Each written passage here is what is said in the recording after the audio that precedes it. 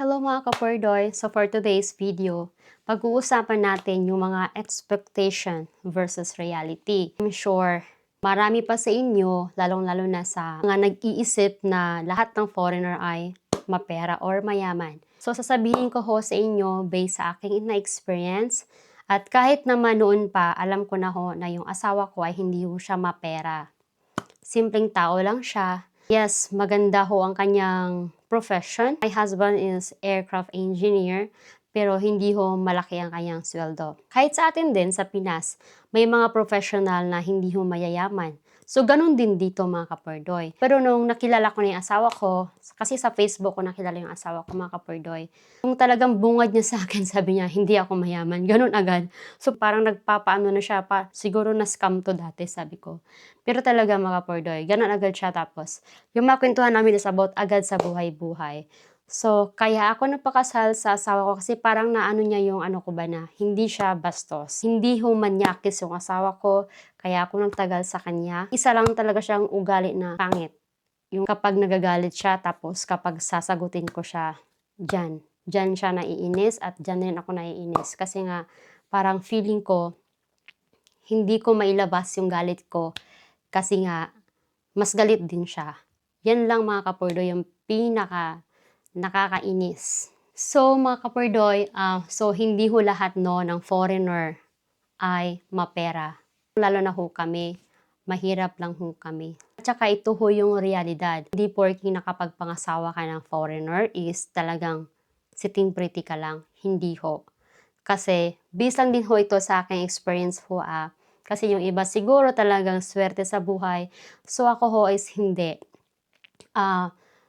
May sarili ho akong income, may sarili ho akong pinagkikitaan, pero siya rin ho yung naghahanap ng extra income ko through online.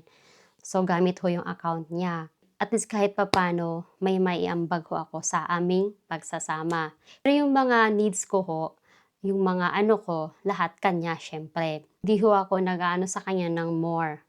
Kasi nung unang apa ko talaga dito sa Russia, noong 2024 na pagdating ko, tinanong ako ng asawa ko kung gusto ko ba daw bumili kami ng sasakyan. So ang sabi ko sa kanya, no sense, bakit ka bibili? Sabi ko, bininta mo nga yung luma mo tapos bibili ka ng bago. Hala, hindi natin kailangan ng sasakyan, sabi ko sa kanya.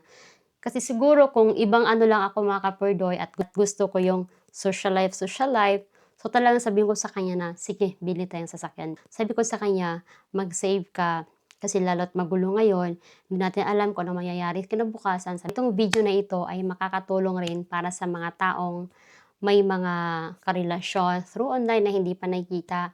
So, ang advice ko sa inyo is, huwag kayong mag-expect ng masyado. Kasi ang realidad ho is lalo pag magsama na kayo in the future is ang ingay ng kapitbahay namin. Lalabas na ho yung, lalo pag nagsama na ho kayo tapos maraming gastusin, doon na ho lalabas yung mag-away, hindi na nagkaintindihan dahil sa pera. So kaya sabi ko sa kanya, okay, gusto ko maka-ambag, sige, ganyan-ganyan. Mga kapordoy, may iba rin hong mga lalaki or mapapangasawa natin na si iba yung culture nila at culture natin.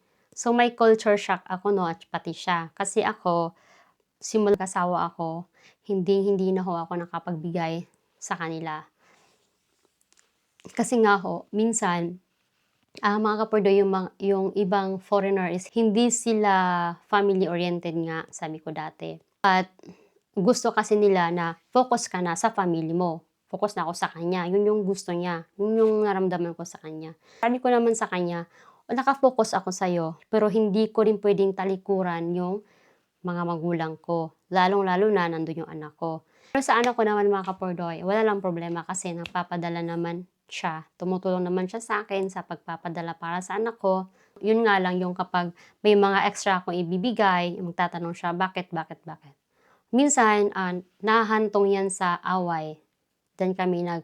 Hindi na kami nagkaimikan minsan nga. Kasi nga sumasama yung loob ko na parang feeling ko na kinokontrol. Kahit hindi niya sabihin, ramdam ko yon. Para sa kaalaman yung mga kapordoy, simula nung nag-asawa ako ng foreigner, yung mga kapatid ko, kuya ko, hindi masyadong nagchat sa akin.